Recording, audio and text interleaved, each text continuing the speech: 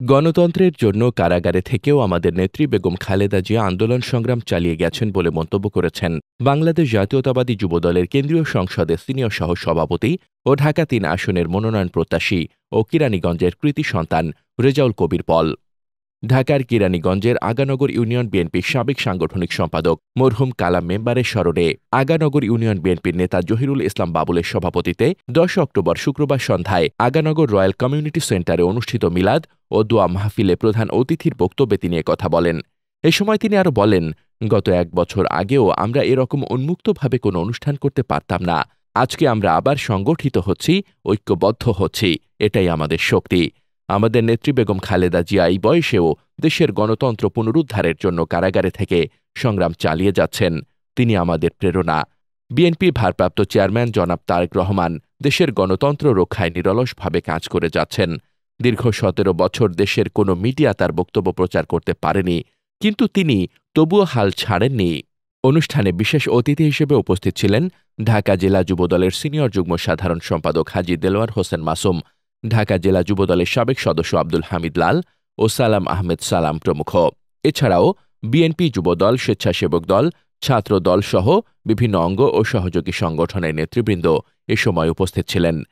শেষে মরহুম কালাম মেম্বারের রুহের মাগফিরাত কামনা এবং দেশনেত্রী বেগম খালেদা জিয়ার সুস্বাস্থ্য ও দেশনায়ক তারেক রহমানের দীর্ঘায়ু কামনা করে মোনাজাত করা হয়। আতিকুর রহমানের ডেস্ক রিপোর্ট।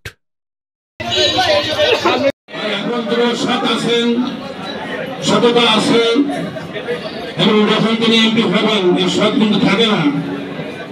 যখন ক্ষমতা আরম্ভ করে এর পূর্ণ যদি কেউ করে বলতে পারে যে আমরা বাংলাদেশের মানুষের জন্য রাস্তা আমি আমার কারাগার ঢুকে রাখলাম।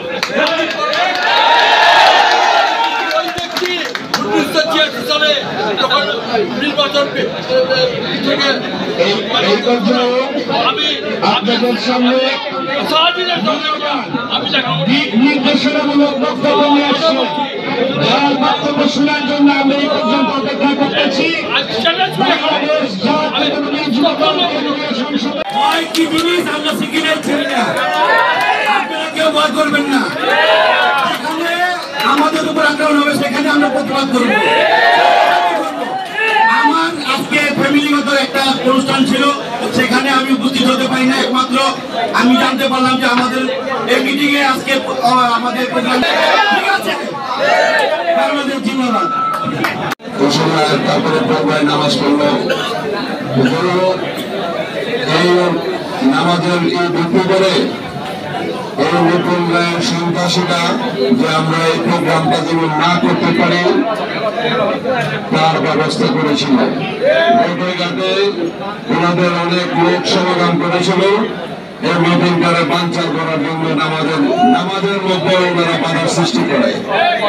পুলিশে মেয়ে গেল, এই মেয়ের মধ্যে আমরা কদমতলী গোল চত্বরের শহীদ প্রেসিডেন্ট জিয়াউর রহমানের নামে মৃত্যুবার্ষিকী উপলক্ষে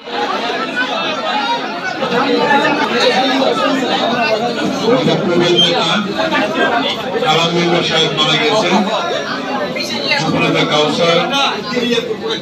গত ১৭ বছর যে সমস্ত নেতৃবৃন্দ মারা গিয়েছেন, জুলাই আগস্টে যারা মারা গিয়েছেন, শহীদ প্রেসিডেন্ট জিয়াউর রহমান, যারা মারা গিয়েছেন তাদের আত্মার মাগফিরাত কামনা করে আজকের এই দোয়া মাহফিল, বিশেষ করে আমাদের নেত্রী দেশকে বেগম খালেদা জিয়া এবং তারেক রহমানের জন্য দোয়া হয়েছে। আজকের এই সভায় আসলে বক্তব্য আর দেওয়ার কিছু নেই। যে অনুভূতি আমি দেখলাম, যে বক্তব্য আমি শুনলাম বা যে আগ্রহ আমি দেখলাম, যে স্বতঃস্ফূর্ত অংশগ্রহণ দেখলাম, তাদের রুহের মাগফিরাতের জন্য প্রিয় নেত্রী দেশনেত্রী বেগম খালেদা জিয়া দীর্ঘদিনই অসুস্থ আছেন।